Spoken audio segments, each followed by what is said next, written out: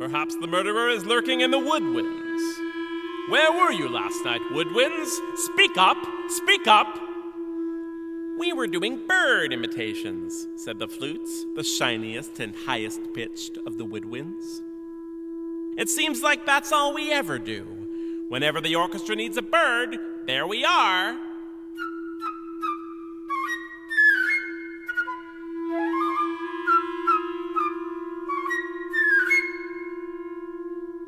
Aha! The inspector cried. Perhaps you murdered the composer for making you act like birds.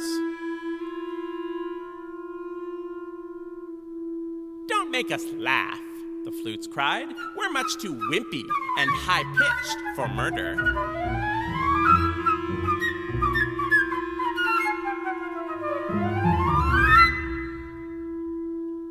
Ask the reed instruments. They're much sneakier than us.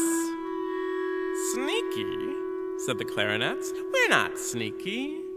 By the way, Inspector, that is a very handsome jacket you are wearing. Oh, thank you, said the inspector. Such shiny buttons, said the bassoons. You think so? The inspector said, blushing slightly.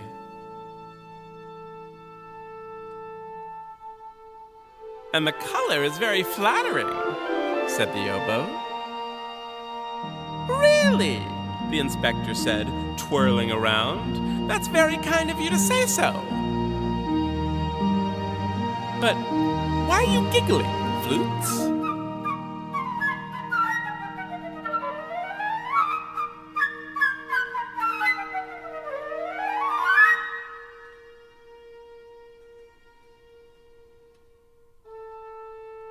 Ignore them, said the first oboe, leaning in close. If I were you, I'd question the brass instruments instead. They're a violent lot. The brass? The inspector said, writing in his notebook. You really think so? You can trust me, the oboe said. Everyone trusts me. After all, I tune up the entire orchestra by playing an A. Listen.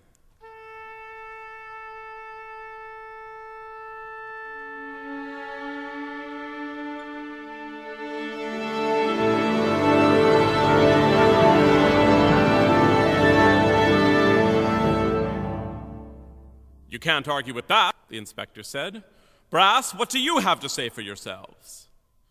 Last night was incredibly important for us, proclaimed the trumpets in a boisterous manner, a phrase which here means loudly and with a certain arrogant rudeness. We announced the arrival of kings and presidents. We led soldiers into battle and held a parade when they got home. Our ears are still ringing from all the ruckus.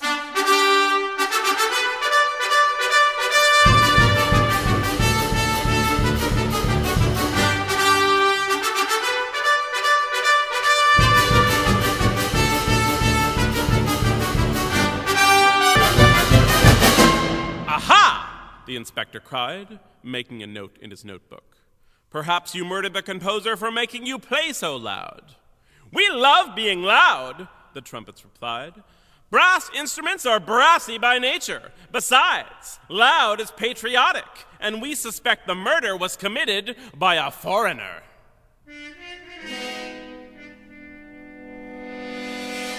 A foreigner, the inspector repeated. What say you, French horns? You have a strange accent. The French horns did not understand the question and began murmuring a story about the old country when the war split our hearts like a cantaloupe.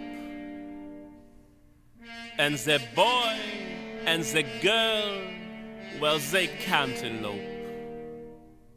It's the same sad story, melon and melancholy. Leave the French horns alone, the trombone said. They were in such a state that we took them out to the club to cheer them up. We ordered a few bottles of expensive wine and then took the stage, swinging and dancing until dawn.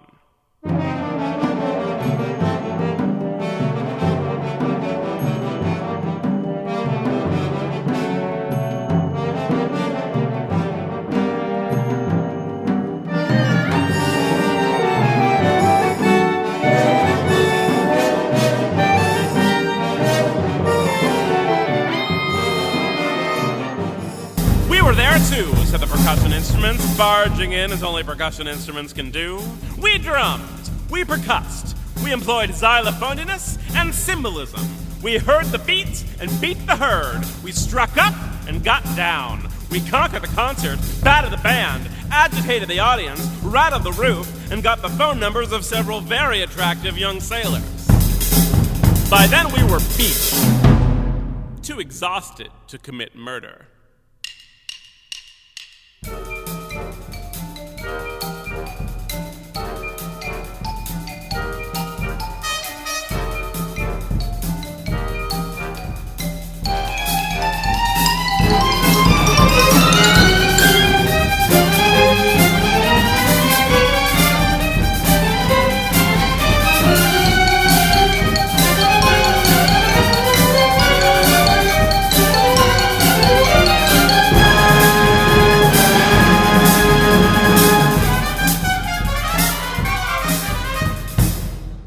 And what about you, Tuba? The inspector said. Were you involved in these distasteful shenanigans? No, the tuba said. I'm a confirmed bachelor. I was home all night playing cards with my landlady, the harp, taking sips of warm milk from a little blue cup.